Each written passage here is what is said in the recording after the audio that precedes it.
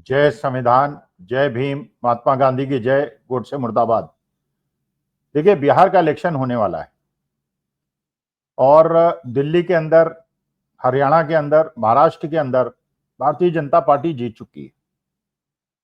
कैसे जीती है ये आपको भी पता है, ये सबको पता है और इस पे बहुत ज्यादा अब चर्चा करने की आवश्यकता नहीं।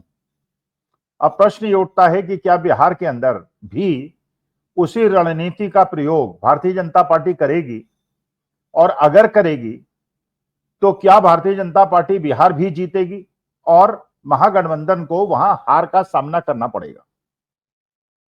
देखिए, महागठबंधन के लिए या इंडिया गठबंधन के लिए stakes are very high. Stakes इसलिए हाई हैं कि लालू यादव और उनके परिवार पर जो cash for land, land for cash, land for job scam की तलवार मंडरा रही है और भारतीय जनता पार्टी ने पूरा इंडिकेशन दे दिया है कि चुनाव के पहले, जब चुनाव होगा बिहार, उसके पहले वो लालू प्रसाद यादव को परेशान करेंगे, हो सकता है जेल भी भेज दें। जो केस ईडी ने बनाया है वो ये बनाया है कि लालू प्रसाद यादव ने, जब वो रेल मंत्री थे, उस समय लोगों को क्लास 4 की नौकरियां दी थी और वो नौकरियां देने के बदले उन्होंने लोगों से लैंड लिया था। तो इसीलिए एक हाथ से, जैसा आरोप लगाया गया कि एक हाथ से नौकरी दी और दो हाथ से उनकी लैंड ले ली, ये बताया गया ईडी के द्वारा। अच्छा, इसके लिए ईडी ने, सीबीआई ने रेलवे के बड़े बड़े अधिकारियों को भी घेरे में ले लिया है, उनकी भी जांच कर रहे हैं। अब वो बेचारे अधिकारी भी नप जाएंगे केवल इसलिए कि लालू प्रसाद यादव को ठिकाने लगाना है। उनको ठिकाने तब लगा पाएंगे जब रेलवे अधिकारियों को ठिकाने लगा देंगे।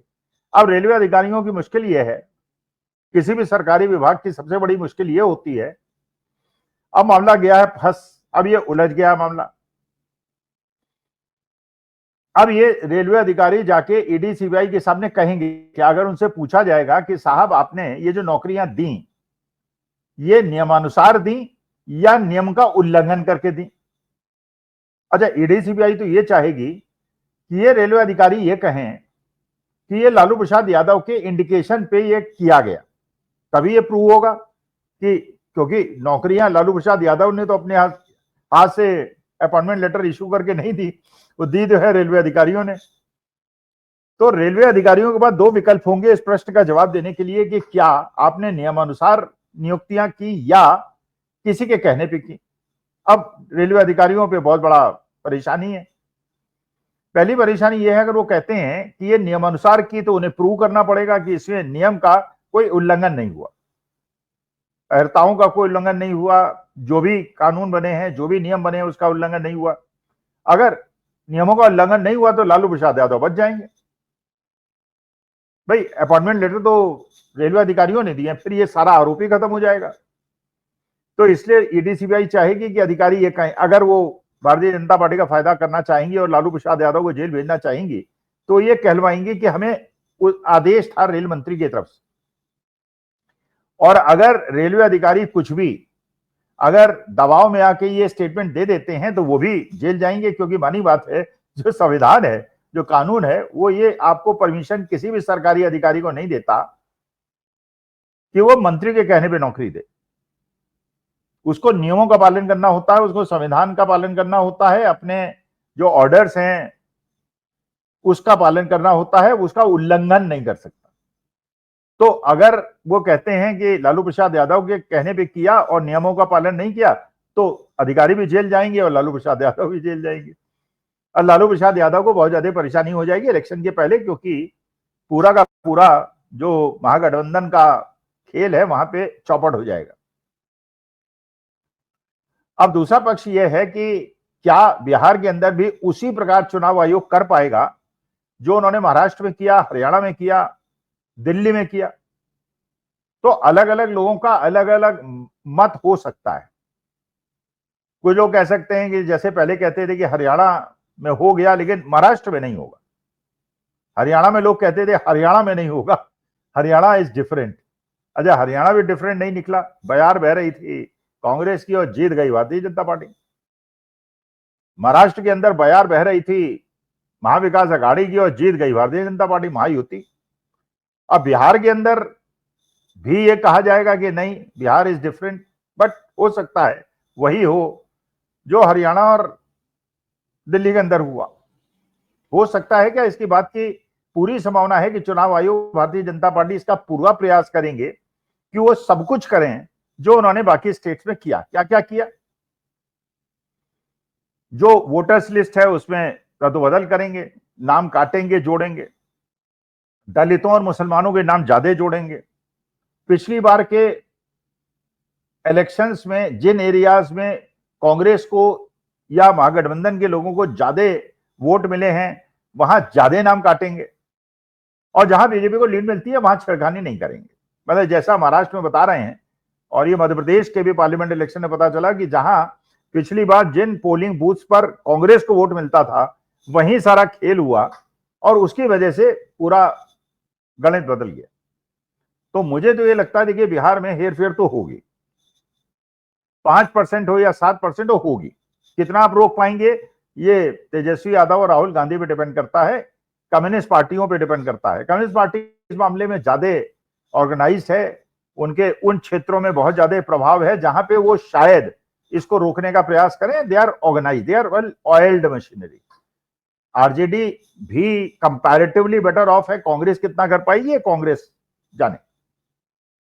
लेकिन मैं समझ रहा हूं कि जिस प्रकार से दिल्ली के अंदर सरकार बनने के बाद रेखा गुप्ता ने परफॉर्म किया, उससे मुझे ऐसा लगता है कि एक ऐसा सूत्र मिल गया है महागठबंधन को, इंडिया गठबंधन को ऐसा ब्रह्मास्त्र मिल गया है कि अगर इसका उपयोग करे तो बिहार में सब बेईमानियों के बावजूद 5 बजे के बाद वोट पड़े, 6-7% बढ़ जाएं जिसका कोई जस्टिफिकेशन ना हो, ईवीएम्स में 100% बैटरी मिले, इसके बावजूद महागठबंधन चुनाव जीत सकता है।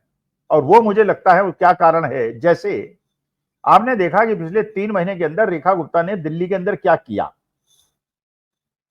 उन्होंने दिल्ली के अंदर जो अवैध निर्माण थे, जहां लोग 40-40, 50-50 साल से रह रहे थे, गरीबों के मकान थे, झुग्गी झोपड़ियां थी, उसको तोड़ना शुरू किया।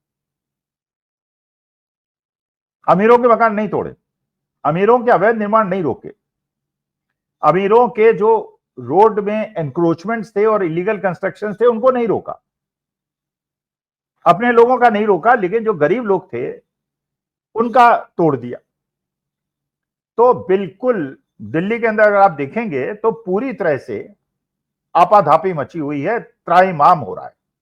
कारण यह है दिल्ली वो जगह है, दिल्ली वो राजधानी है जहां बिहार, उत्तर प्रदेश और बाकी देश के लोग, मुंबई हो, दिल्ली हो, चेन्नई हो, हैदराबाद हो, बेंगलोर हो, यहां बाकी देश के लोग नौकरी करने जाते हैं, रोजगार करने जाते हैं, क्योंकि उनके अपने राज्य के अंदर नौकरियां नहीं। अच्छा, दिल्ली के अंदर जो ज्यादातर लोग जिनके मकान तोड़े गए हैं ये बिहार, उत्तर प्रदेश के हैं, बल्कि बिहार के ज्यादा हैं।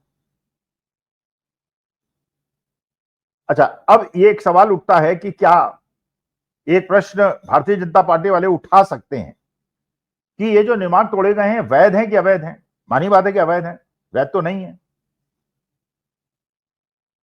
अच्छा, ये भी एक जस्टिफिकेशन है कि भाई अवैध हैं तो उन्हें तोड़ा जाना चाहिए, बिल्कुल तोड़ा जाना चाहिए, सब अवैध तोड़ने चाहिए, जितने भी हों, अमीरों के, गरीबों के, सेठों के, बड़े बड़े पूंजीपतियों के। लेकिन अगर इस प्रकार से तोड़फोड़ शुरू हुई तो मेरे ख्याल से 80% दिल्ली के मकान तोड़ दिए जाएंगे। लेकिन चिंता वहां हो रही है जहां पे अमीरों के मकान नहीं टूट रहे और गरीबों की झुग्गी झोपड़ियां टूट रही। अच्छा, एक खेल और, जब एक बड़े लैंड माफिया, भू माफिया ने एक लैंड पे कब्जा किया, सरकारी लैंड पे कब्जा किया, सरकार नहीं चेती, उस लैंड माफिया में ने उसमें प्लॉटिंग की, प्लॉट काटे और गरीब लोगों को 5-5, 10-10 लाख में 50-50 गज के प्लॉट दे दिए। गरीबों ने खरीद लिए, सरकार नहीं चेती, लोगों ने मकान बना लिए, गरीबों ने, सरकार नहीं चेती। 15-20 साल बीत गए, सरकार नहीं चेती, बिजली का कनेक्शन दे दिया, पानी के कनेक्शन दे दिए, रजिस्ट्री हो गई, हाउस टैक्स जमा करा लिया, सरकार नहीं चेती। अब 15-20 साल बाद, 40 साल के बाद जब टूट रहे हैं मकान, तो जो पूंजीपति था, जो लैंड माफिया था, वो तो पैसा कमा के निकल गया। उसने तो हजारों करोड़ रुपए बना लिए और भारतीय जनता पार्टी का पार्षद बन गया या विधायक बन गया या आम आदमी पार्टी का बन गया। मैं उस राजनीतिक मसले में नहीं फंसूंगा, लेकिन वो तो पैसा निकाल के बड़ा, उसने फॉर्च्यूनर खरीद ली और ऑडी और मर्सिडीज खरीद ली। लेकिन गरीब आदमी जिसने 5-6 लाख 7 लाख का प्लॉट खरीदा था और 5-6 लाख रुपए लोन लेके उसने अपना छोटा सा एक रहने लायक मकान बना लिया था, उसके मकान टूट गए। तो पूंजीपति और लैंड माफिया को तो नुकसान नहीं हुआ, गरीबों को नुकसान हो गया, उनका मकान टूट गया, गरीबों का, अमीरों का नहीं। अब सवाल ये उठता है कि अगर शुरू में ही, जो गरीब लोग नॉर्मली कह रहे हैं कि अगर 20 साल पहले बता दिया गया होता, 10 साल और याद भी बता दिया जाए, जब ये लैंड माफिया प्लॉटिंग करते हैं और गरीब लोगों को इलीगली बेचते हैं, तो उस समय क्या सरकारी कर्मचारी अधिकारियों को पता नहीं चलता? आजकल तो सारी चीजें ड्रोन से पता चलाई जा रही हैं, तो ड्रोन से पता नहीं चलता कि इलीगल कॉलोनी डेवलप हो रही है। अच्छा, जब पूंजीपति भूमाफिया पैसा कमा के निकल जाता है, उसके बाद छोटे लोगों के मकान तोड़ दिए जाते हैं। तो पूंजीपतियों का पैसा भी बन जाता है, लैंड माफिया का पैसा भी बन जाता है, एमसीडी को भी पैसा मिल जाता है, उनके अधिकारियों को पैसा मिल जाता है, और गरीब जो है दर दर भटक। अब दिल्ली की स्थिति सोचिए, दिल्ली की एक बहुत बड़ी पॉपुलेशन जो झुग्गी झोपड़ियों में रहती है, जो लीगल कॉलोनीज में रहती है, और जिन्होंने इस प्रकार से प्लॉट खरीद के मकान बनाए हैं, वो आज के तारीख में they are badly affected Delhi में। और ये शुरुआत कब हुई है? 3 महीने से हुई है। लीगली ठीक काम है, लेकिन इसके पहले की जो मैंने पूरी हिस्ट्री आपको बताई और क्रोनोलॉजी बताई, वो देख के लगेगा कि अमीरों ने पैसा कमा लिया, गाड़ियां खरीद ली, और गरीब के मकान टूट गए। अगर इस फिनोमेना को, और वीडियोस बन रहे हैं, हर चैनल इसको कवर कर रहा है, हर यूट्यूब चैनल इसको कवर कर रहा है, और लोग किस प्रकार रो रहे हैं, बिलख रहे हैं, और लोग कह रहे हैं कि साहब 15,000 रुपए महीना हम कमाते हैं, हम रेहड़ी लगाते हैं या दुकान करते हैं या रिक्शा चलाते हैं या ई रिक्शा चलाते हैं, टेम्पो चलाते हैं, 15-17 हजार रुपए कमाते हैं। पहले हम लोग किराए में, ये मकान हमारे पास था, हमने लोन ले रखा था, 4-5 हजार रुपए उसका ईएमआई देते थे, 10-11 हजार में घर का खर्चा चलाते थे। अब जब मकान टूट गए, एक तो सामान बर्बाद हो गया, अब हम किराए पे जा रहे हैं, तो जो पहले मकान किराए पे 3-3.5 हजार में मिलता था, वो 7 हजार में मिल रहा है। तो अगर हम 15,000 में 7.5 हजार किराए दे देंगे तो हम तो मर गए, खत्म हो गए। तो त्राहिमाम तो हो रहा है। अच्छा, सरकार क्या कर सकती थी या उसको क्या करना चाहिए? जैसा दिल्ली में भारतीय जनता पार्टी ने कहा भी था कि जहां झुग्गी वहीं मकान। तो अगर वहीं पे अगर आप मकान बना देते ईडब्ल्यूएस लेवल के, और वहीं लोगों को उन्हीं में बसा देते, चाहे 2-2-3 स्टोरी बना देते, तो लोग कम से कम ठिकाना मिल जाता। लेकिन अब अगर उन्हें आप नरेला के अंदर 15, 20, 25, 30 किलोमीटर कालका जी और दूसरी जगहों पर बसा देंगे, तो मानी बात है कि ये लोग तो नौकरी करने वहां नहीं जाएंगे जहां जाते थे, जहां झाड़ू पोंछा करते थे, जहां खाना बनाते थे, और 15,000 रुपए नहीं कमा पाएंगे। तो एक नई समस्या पैदा आपने कर दी। अच्छा, एक और समस्या है, असल में हो क्या रहा है, मोदी जी विदेश जाते हैं, विदेश जाके वहां की पूरी स्थिति को देखते हैं और वही चीज हिंदुस्तान में लागू करने की कोशिश कर देते हैं। देखिए, यूरोप अमेरिका की स्थिति अलग है, भारतवर्ष की स्थिति अलग है। उनके यहाँ जो ज्योग्राफिकल एरिया है बहुत बड़ा है और पॉपुलेशन कम है। हमारे यहाँ पॉपुलेशन बहुत ज्यादा है और ज्योग्राफिकल एरिया कम है। तो हमारे यहाँ डेंसिटी और पॉपुलेशन बहुत ज्यादा है, गरीबी बहुत ज्यादा है। अच्छा, ये भी एक परिस्थिति है कि जो अमीर है, जो अपर मिडिल क्लास है, वो बिना लोअर मिडिल क्लास के और लोअर क्लास के एग्जिस्ट नहीं कर सकती। मिडिल क्लास भी नहीं कर सकती, अपर क्लास तो कर लेगी, उससे पैसे वैसे वो 10 हजार के बाद 25 हजार दे देगी, उससे कोई परेशानी नहीं। लेकिन जो मिडिल क्लास है, जो अपर मिडिल क्लास है, वो भी नहीं कर सकती, क्योंकि जो उसको झाड़ू पोछे वाले 3 हजार के मिलते थे, वो 5 हजार मांगेंगे। ड्राइवर 16 हजार मांगता था, 25 हजार मांगेगा, क्योंकि उसके खर्चे बढ़ गए। तो आज के तारीख में भारत की जो स्थिति है, अर्बन एरियाज में, सेमी अर्बन एरियाज में, दोनों एक दूसरे पे डिपेंडेंट हैं। गरीब आदमी middle class, upper middle class पे डिपेंडेंट है, और अपर क्लास और middle class, upper middle class जो है लोअर क्लास पे डिपेंडेंट है, क्योंकि एक दूसरे के पूरक। और इस प्रकार जो डिमोलिशन हो रहा है और डिस्प्लेसमेंट हो रहा है, उससे न केवल लोअर क्लास बहुत ज्यादा परेशान है, बल्कि मिडिल क्लास भी बहुत ज्यादा परेशान है, क्योंकि काम करने वाला, अच्छा आदत छूट गई है काम करने की, घर में। अगर ये नौकर नहीं आएंगे, काम करने वाले घर के हेल्पर्स नहीं आएंगे, तो आप काम कैसे करेंगे? और भारत की सबसे बड़ी ब्यूटी, बाकी आप कुछ कह लीजिए, भाई आपके घर के बाहर आके सब्जी वाला, फल वाला आवाज दे के सब्जी फल बेच देता है। घर में आपको झाड़ू पोछा नहीं करना पड़ता, आप विदेश जाके रह के आइए 1 महीना, बाकी बड़ा आनंद आएगा। वायुमंडल बहुत अच्छा है, खाने पीने अच्छा मिलेगा, सस्ता मिलेगा, नौकरी मिल जाएगी। लेकिन वहां में जब सारे दिन खुद काम करना पड़ेगा कि 10 घंटे काम करके आएंगे, 2 घंटे आपको ट्रैवल में लगेगा और उसके बाद 2 घंटे आपको सफाई में और खाना बनाने पे लगेगा। सामान खरीदने भी जाना है तो 15 किलोमीटर ड्राइव करके जाना पड़ेगा। वो भारतवर्ष में वो स्थिति तो है नहीं। तो ना यूरोप भारत बन सकता है, ना भारत यूरोप बन सकता है। अब इस चीज को रेप्लिकेट करना है बिहार के अंदर, अपोजिशन को, महागठबंधन को, इंडिया गठबंधन को।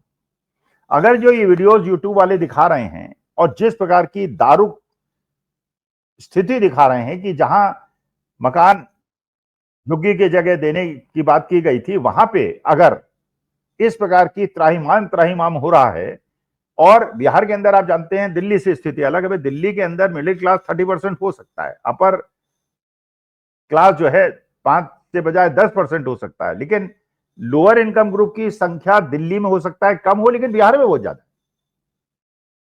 तो अगर बिहार वालों को इन यूट्यूब के क्लिप्स निकालकर गांव गांव आरजेडी वाले, कम्युनिस्ट और कांग्रेस वाले पहुंचा दें और दिखा दें कि अगर बिहार के अंदर आपने झूठे वादों पर विश्वास किया कि आपको ये मकान देंगे, कोठी देंगे, 2,500 देंगे और अच्छे दिन लाएंगे और 15 लाख देंगे, आप उसके चक्कर में मत पड़िए। आप ये देख लीजिए दिल्ली में ये क्या कर रहे हैं,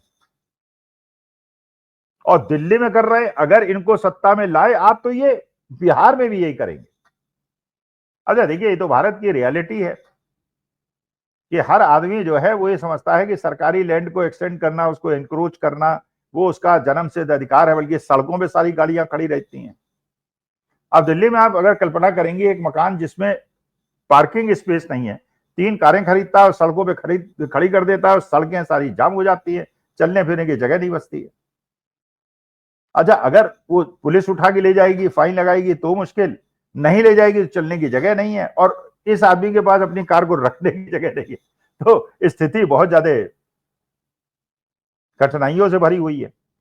तो असली मुद्दा यह है कि दिल्ली के अंदर भारतीय जनता पार्टी की सरकार ने जो 3 महीने के अंदर किया है, अगर इसको बिहार की जनता तक वीडियोस, क्लिप्स के माध्यम से, यूट्यूब के माध्यम से जनता तक पहुंचा दिया जाए, ये जो आप, भाई भारत की कल्पना ही आप नहीं कर सकते। ठीक है, सबको अच्छा लगता है एक अच्छी कॉलोनी हो, साफ सुथरी सड़कें हों, ना ठेले वाले हों, ना रिक्शे वाले हो, ना पान वाले हों, ना गरीब लोग हों। भाई हो सकता है एक पर्टिकुलर अमीर क्लास का एक ऐसे वर्ग है जो गरीबों से उसको पसीने की बदबू आती है और घृणा होती है, लेकिन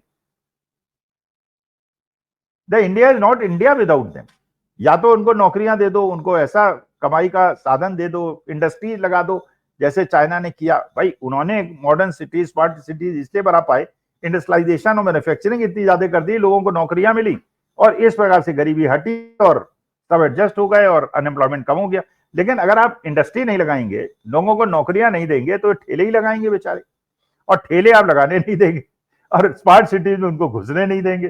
तो जो अपर क्लास है, जो साफ सुथरी सड़कें और मकान और ये झुग्गी झोपड़े वालों से जिनको घृणा, वो भी एग्जिस्ट नहीं कर पाएंगे और झुग्गी झोपड़े वाले भी एग्जिस्ट नहीं कर पाएंगे। तो समस्या बहुत बड़ी है। लेकिन अगर महागठबंधन इस बात को जनता तक पहुंचा पाए बिहार की जनता तक, तो मुझे ऐसा लगता है सारी हेरा फेरी के बावजूद महागठबंधन 2/3 सीटें जीत सकता है। लेकिन उसके लिए अभी से इनको स्टार्ट करना पड़ेगा, इसलिए क्योंकि एक पॉइंट जो भारतीय जनता पार्टी उठाएगी वो ये उठाएगी कि अवैध का ये लोग समर्थन कर रहे हैं। अवैध का समर्थन नहीं कर रहे हैं, वो ये कह रहे हैं कि जहां पे जिसकी जो है उसको थोड़े दिन के लिए शिफ्ट कीजिए, उसको कंपेंसेट कीजिए, वहां पे उसको बना दीजिए। जैसे धारावी के अंदर, मुंबई के अंदर हुआ है, पहले कहा गया था सबको मकान दिया जाएगा धारावी, बाद में पता चला नहीं, इस साल के पहले जो लोग थे और जो लीगल थे उनको दिया जाएगा। तो आधे लोगों को मिलेगा, आधे लोग जो है बेचारे जो बिहार उत्तर प्रदेश से गए वो एग्जिस्ट नहीं कर पाएंगे। तो धीरे धीरे ऐसा भारत बनाने की कोशिश हो रही है जो यूरोप जैसा दिखे। लेकिन अगर यूरोप जैसे दिखेगा तो 70% जनसंख्या जिसको 5 किलो अनाज पे आप सरवाइव करा रहे हैं, वो भूखी मर जाएगी और देश खतरे में पड़ जाएगा। लेकिन इस बात को अगर सही मायने में अभी से महागठबंधन पहुंचाना शुरू कर दे, तो मेरे ख्याल से भारतीय जनता पार्टी के इस गलत प्रयास को रोका जा सकता है और चुनाव भी जीता सकता है। नमस्कार, धन्यवाद अपना।